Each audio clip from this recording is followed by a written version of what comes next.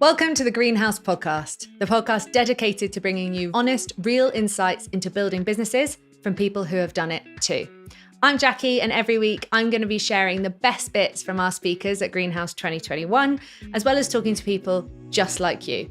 Small business owners, founders, entrepreneurs, side hustlers, freelancers, who are all going to be sharing the ideas that will help your business bloom. This episode's a little bit different. Throughout the series, we've shared clips from our Greenhouse 2021 speakers, and today I'm really excited to share with you a clip from a panel that we ran at the event, where we had a number of really fantastic business owners talking about the realities of building their business. I was joined on the panel by Greenhouse speakers Kate Wright and May James. Kate is the founder of the Diversity Network, and May is a business strategist. And we were also joined by local business owners Harriet Rouse from Harriet Rose, Chamier, the founder of True Food and Bond Street Health, and Kristen Morris, who is a serial entrepreneur. Right, let's hear from the panel. I think that as small businesses, we often think we're the only one, right? We're like, oh, this is rubbish, or this is really hard, or oh God, what about this? And no one else is going through it. Guarantee that everyone is going through it, 100%. And I'm sure these guys are going to share some of the things today that'll make you feel a little bit less alone. And also, as you can see from the spread here, we've got a real mix of different types of businesses. So hopefully you'll have somebody on the panel that you think, oh, that's the kind of thing that I do, or is a similar product or service-based business. One of my questions today was going to be, what do you think the biggest obstacle of doing your own thing is? And I think probably one of them is, well, you're on your own, aren't you? What do you think about that, Harriet? Have you got a view on the biggest obstacle? And I've just teed you up that it's that, but it might be something completely different. Biggest obstacle to starting your own business? Well, for you, what's been your biggest obstacle? Well, like Kate, I've got children, so I wanted to wait till they need me a lot in other ways now. They're 14 and 12.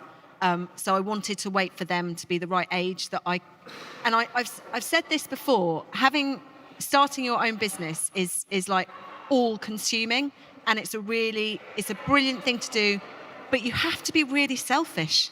You have to be selfish, and balls drop around me on a regular basis as I'm pushing the business up the hill. And so for me, it was kind of time and making sure I could still be a mother and a wife and give a business my all. And so I just had to wait. But that was always the plan. The plan, we agreed as a couple and as a family that when the kids were at secondary school, it was the time for me to do my business. And I feel very lucky. And through a number of jobs that I was quite bad at, I realised that actually I suit being my own boss. And I think that might be because I'm fundamentally unemployable and quite argumentative. I think I am. That's why we get on. But actually, I'm quite empowered as that now. And I've had a long time of practice. So it was the time and knowing that there would be huge compromises to my family life by doing it. I can see Kate nodding. What do you think your biggest obstacle has been? Definitely confidence and self-belief. Oh, interesting. Because when I am my brand. I sell a service. I haven't got anything to hide behind. And I had massive anxiety, massive imposter syndrome. Why would anyone want to buy this service from me? Which was ridiculous because I'd been doing very similar work, in-house. And, I was really good at what I did and I never had any complaints. But when you're suddenly on your own and you haven't got that corporate to hide behind or a product to hide behind, it really slowed me down and actually really affected things like my pricing. Because, I can't charge that much. It's just me. And that is a regret, actually. Well, I bet May's got a view on that. Go on, give us your view on it, May. I know you've got a view on pricing when people underprice themselves. No, I think it's such an interesting point that Kate brought up. And if you will, I just want to circle back to the point about side hustle or full-time or whatever you want to call it. I'd love to really make a point that it isn't full-time is not for everybody, and it shouldn't be kind of viewed as better to go full-time. I have clients who have done both and are going back to a mix, and they are so much happier and they have so much more of a work-life balance, and they actually take home more profit. So I think it's really important to assess what's right for you, because it's not for everyone and there's nobody to tell you which that is. I think it's a trial and error situation. Going back to pricing, pricing's like the biggest thing. I'd say like everybody here, 90% of you will probably need to like adjust your pricing strategy. I do it with everyone. more. And like everyone's like, really? I'm like, yeah, come on. And it's so impactful with your work, but really important. While you've got the mic then, what's been the biggest obstacle for you in starting? Because you've got 2 businesses and another one on the way. It's like being pregnant, isn't it? It's great. Just keep popping out Great. businesses. For me, it would be network. I'll be very open and honest. I come from nothing. I didn't have any network. I knew nobody in business. None of my family have a business. I'm not privately educated. I didn't have anything that kind of helped me, if that made sense. It was very much like you start from the bottom and you've got to like every single day go for it. I try and make new connections all the time. It's still an issue. I'll not like pretend that it isn't. Like there's certain doors that I know are not open to me for various reasons, and I have to go and knock on them and say, hello, I'm here, like, come in. And I think it's important to say that, because I think sometimes when you see people up here, or you might speak, and you sometimes think, well, it's fine for them, they've got this and they've got that, but I know for a fact there's so many of us feel like there's a lot of things that we aren't necessarily great at or have access to. That's such a good point. Even Greenhouse, I was talking to the NatWest guys who've been amazing in sponsoring this. I went to 95 businesses for sponsorship for Greenhouse. NatWest said yes. Come on. Kate at Arbery said yes. Yes, she did. Kit over there said yes. True Food. Everyone else said no, thank you. Or worse, to that effect. So, I've got quite a good network. Doesn't mean they all show up for you, right? And if the first 5 had said no, and I'd gone, well, we're not doing it then, it wouldn't have happened. As it stands, they're on the blacklist and they're never... No, it's not true. I wanted to make a point as well, because Nancy was talking yesterday about 6 degrees of separation, and how in Jersey there's probably only 1 degree of separation. So we're really lucky here. Like May's come from the UK to be with us for the last 2 days. But if you don't know someone, someone you know will know someone. So really think about that in the network. Kit, what about you? What's been the biggest obstacle for you in starting your also multiple businesses? So the interesting thing is, when I came back from university, I started working in a gym, which was a Chateau Vermont gym. A few of you might remember it. It's no longer in existence, as their in-house nutritionist. And that actually spurred me on to realize that I could do this without them and do it on my own. So I was there for about 7 months before I actually left there and set up on my own. So it was a bit of like a testing platform. But it was within that time that I realized that it would work, but people on the island needed to understand that there was an idea that you would go to a nutritionist and that you would see a nutritionist, because at that time there was only the dietitians at the hospital who were doing the practice, and obviously there was no one in private practice doing that. So the obstacle for me was kind of establishing that you would go there like you would go to your physio or like you would go to your psychologist, and you would pay someone to kind of talk about your food and talk about your diet, and they would help you in that area. And by the way, go see Kit, because he sorted me out, so that's good. Go see a nutritionist. What about you, Kristen? What do you think your biggest obstacle in kind of starting out has been? I would say just kind of keeping the confidence up, because I've tried a lot of different things, which I think has given me a lot of different experience, like so that I can use to help my clients. Like I've started technology company that didn't quite work out for whatever reason. I've started a children's clothing line that I put on the shelf. So product-based business, dealing with manufacturers in China and all the things that kind of go along with that. And if I was looking at it kind of from a big picture thing, I could have gone, oh, well, I'm just not good at this because I've had all of these things that I've tried, and I've told everybody in my network that I'm doing it, and then I failed at it, and like, what a loser, just pack it in, go get a job, and don't try it again. But I think you have to kind of look at every failure that you have in your business as a stepping block, like a training. Maybe trial by fire, kind of a boot camp, of public humiliation, failure, and just go, okay, whatever, that didn't work, this is going to work, but still have the kind of, have the will to give it your all and go all in on it. Because I think when I first started doing coaching, I was like, oh, I don't want to tell anybody, because if I don't decide I don't want to do it. Yeah. But to now go from that to be up here going, yes, I'm a coach and I work with entrepreneurs, and all the study and the education, the hours that I've put in to get to this point, I think you have to just you have to take it on the chin and just keep moving. I think it's really interesting. We talk, me and Harriet talk about this a lot, me and Kate talk about it a lot, me and May talk about it a lot. We've not spoken about it, Kristen or Kit, but I'm sure we will at some point. Is I think for me, the biggest obstacle has been overcoming that, oh God, what are people going to think thing? Because it's really common, right? You think, oh God, what if it's shit? And people go, oh God, it's rubbish. And then what are you going to do? You could have all turned up to Greenhouse and been like, this is crap. And that would have been quite upsetting. Like very upsetting, actually, not just a little bit upsetting.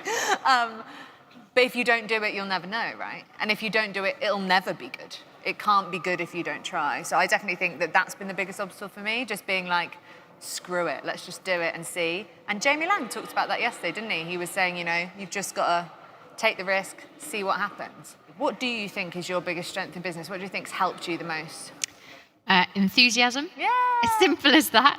It opens doors. I mean, if you're not passionate about what you're doing, what you're selling, you're never going to sell anything, are you? People really feed off your enthusiasm. I mean, even when I worked in-house, I'm sure it was my enthusiasm that got me my first promotion. I always rocked up and smiled and just got on with things and got quite excited. And it opens doors. You've got to support it with some substance once that door has been opened. But number one, enthusiasm, absolutely. I love that. Kit, what about you? What's the biggest skill that you think you've got, your strength that helps you most in business? The resilience, definitely, and the talk from Yolanda this morning was really good because it kind of reaffirmed that I am taking breaks myself and I'm like making sure that I'm not burning out, and 8 years in, I'm still happy to kind of turn up with that enthusiasm like day to day and not feel like I need 2 weeks off to go and decompress. Yeah. And also a bit of risk taking and knowing that I've just got to make decisions myself. There's going to be a bit of risk involved, but I've just got to crack on, and what's the worst that could happen, which is kind of what Jamie was saying yesterday. He was obviously, I think, talking about doing probably bigger risks than I've ever had to do, but there's some levels for everyone that you need to take, and ploughing on with them has actually ended up working out very, very well. May, what about you? What do you think your biggest skill you're bringing into your business is? How do I put this nicely? The authenticity, maybe. I'm very open and honest with people, and that really, it connects with people, and it's helped me grow at a rapid pace compared to a lot of people. And that's the only thing I can put it down to, is how, like, brutally honest. Like, if you ever go on my Instagram, I'm like a nightmare for marketers. Like, if you, in marketing agency, be like, really, are you sharing all of this? Like, the stories are really long. I'm like in no makeup. It's inconsistent. It's just chaos, essentially. Harriet's thinking, I do that. Yeah, it is, but it works. But it works for both of you. People love it. So I have people, like, my stories can be so long, and people are like, yeah, it's great. And people know that coming somewhere, there's going to be a disaster. So, like, the luggage didn't turn up.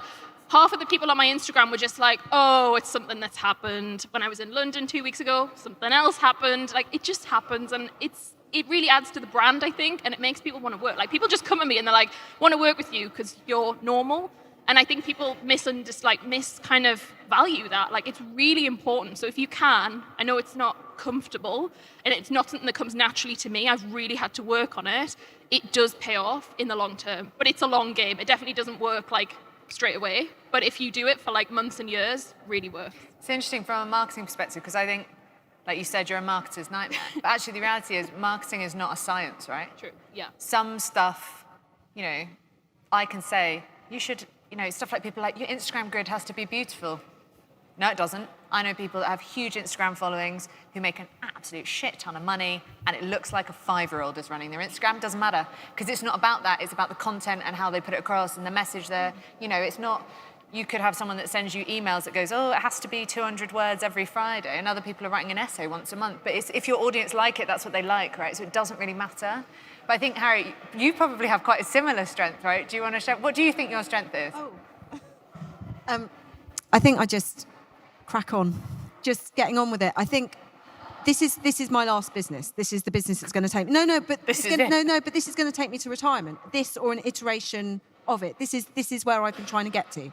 I love what I do. I love my business. I feel passionately about it. So that's an amazing thing to think, right, this is what I've been working for. It's happening. Yeah, so that's amazing. And but it's also probably my biggest weakness is that I just like do it. And so now it's coming to the point where I've got to hire people, because I can't do 6-day weeks and then admin on a Sunday plus evenings anymore, because I'm not at the 8-year point where I'm having some sort of balance. There's no balance. I'm like, this is full on consuming. So it's also a weakness, because I'm now going to have to learn to delegate and trust people to do what I do. And I'm a bit like, but I'll get there. That's next year. It'll be fine. But yeah, I think just trying to do me and to do my business. And something it took me probably a year to be able to do was stop looking at what other people are doing. Stop looking at what other people are doing. People sometimes do similar.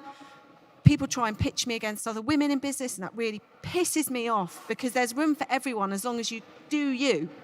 And so I work with my stockists. I look for new stock, and I try not to look at what other people are doing, because if I'm authentic and not being inspired by or seeing, oh, they're doing that, so I should do it, doing what I'm doing. And I have made some mistakes with stock, but not many. When I buy stuff that I believe in, with products that I believe in, from stockists that I believe in, then it normally works. And that I've just got to trust myself and but also delegate a bit so I can have a holiday. I've got a question for our audience. Hands up if you religiously follow your competitors on social media and look at what they're doing. Go on, Megan's put her hand up. Thanks for being honest. Go on. Yeah, come on. Everyone's doing it. I don't believe you if you say that you don't. I don't follow any of them, but occasionally I go in. Yeah, don't follow. Just dark web. Go and have a look. Worst thing you can do for your marketing. Worst thing you can do for your mindset. Worst thing you can do, because you're not running their business, right? If you're spending all your time looking at your competitors, you're not looking at your customers. So that's a good tip. Unfollow everyone that's not a customer.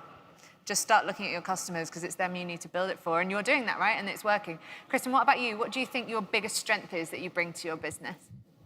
Again, I think just really loving what I do and being passionate about, continuing the education and the personal work and development that's required to kind of create world-class service. Because I think someone said to me the other day, like, if your products and services aren't world-class, then you don't belong doing it, which I think was really kind of a good thing to hear and a good benchmark to kind of strive towards. Yeah, to be the best that you can be, right? I think it's interesting, though, because it's that thing about, like, everyone wants their thing to be the best thing, but you have to do it before it's the best thing. Otherwise, you'll never do any of it, right? So that idea of start anyway and then just get as good as you possibly can while you're doing it.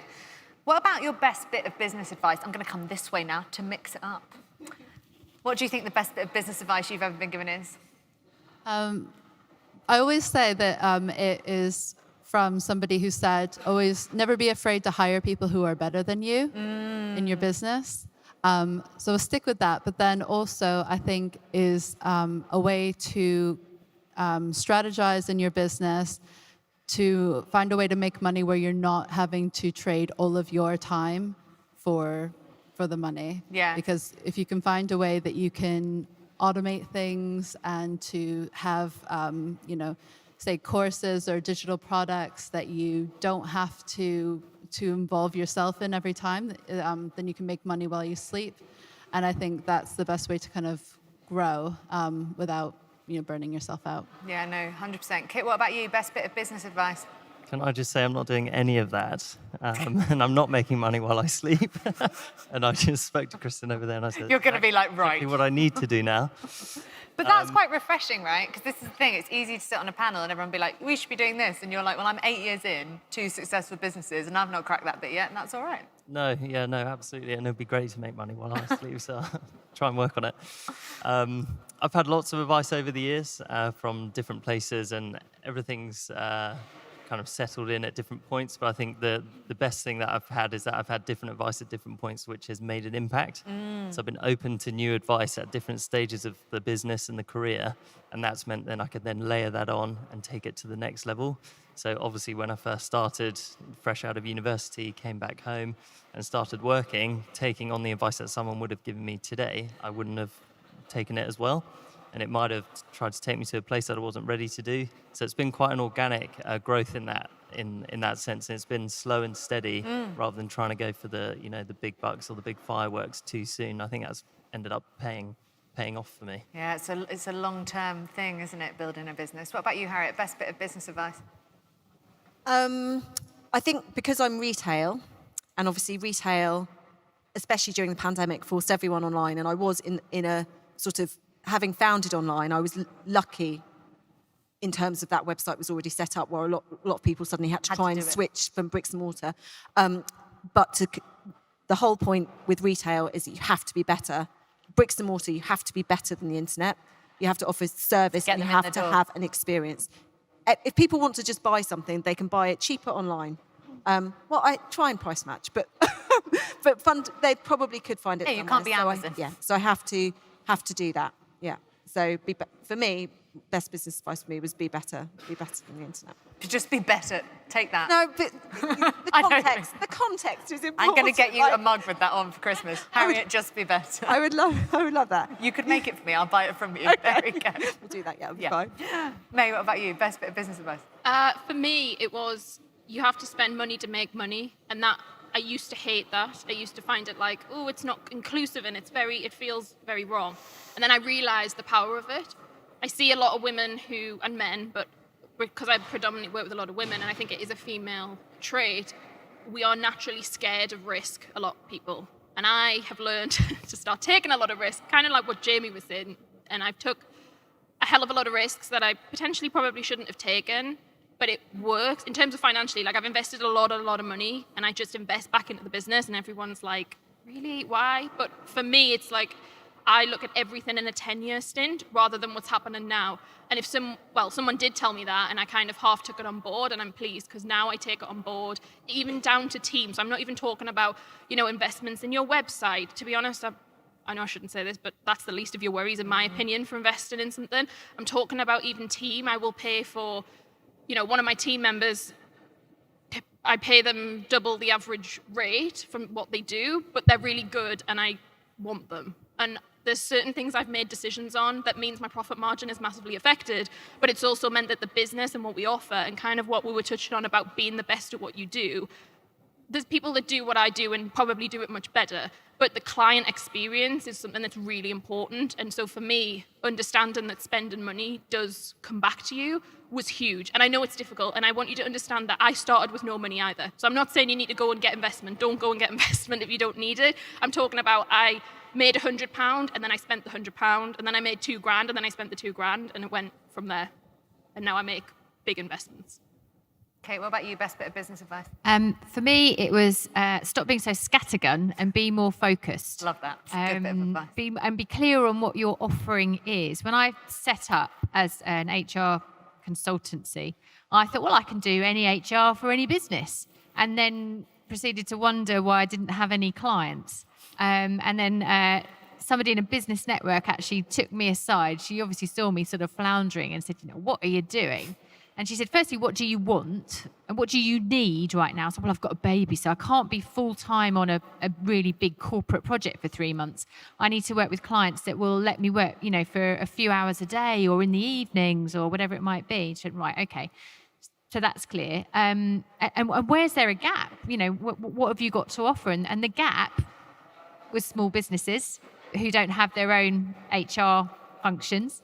And it worked in terms of my needs. And as soon as I worked out what my market was and what my offering was, or my USP, or however you want to describe it, I was off.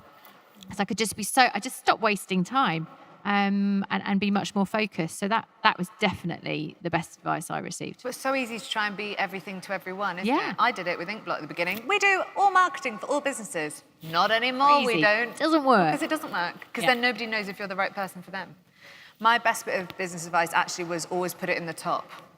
So my partner, he says it to me every week. He's like, who have you rang? What new business have you done? Like, where's the new clients coming from? Because when you get busy, like even this week with Greenhouse, I've still been ringing people up going, are we going to have that meeting? What's going on? May made me have a calendar where I ticked them off. It's important. Always put it in the top, because otherwise you get busy and then it gets not busy and you've got no pipeline and you're like, shit, where's the money coming from, right? So we have to make sure that we've got a pipeline in place. I wish I could have showed you that entire panel, but this episode would have been about 2 hours long. But before we talk a little bit more about that, I want to mention that the Greenhouse podcast is sponsored by Real Creative. Real help brands stand out with video-first content. And I'm here right now in the Real Creative studios recording the Greenhouse podcast. I'm also really excited that they're going to be supporting us with audio and video content for our 2022 event. So if you're looking for show-stopping, scroll-stopping video content, then go and check them out at keepitreal.co.uk. One of my questions to the panel was, what is your biggest strength in business? And it's an interesting question, right? How often do you think about what you're not good at, what you struggle with in your business, what's hard, what you could outsource? I think when you're running a business, very often we don't spend enough time thinking about what our strengths are, what we're great at, what we should do more of. So I'd love for you today to have a little think about your strengths, get a bit of paper and a pen and write them down.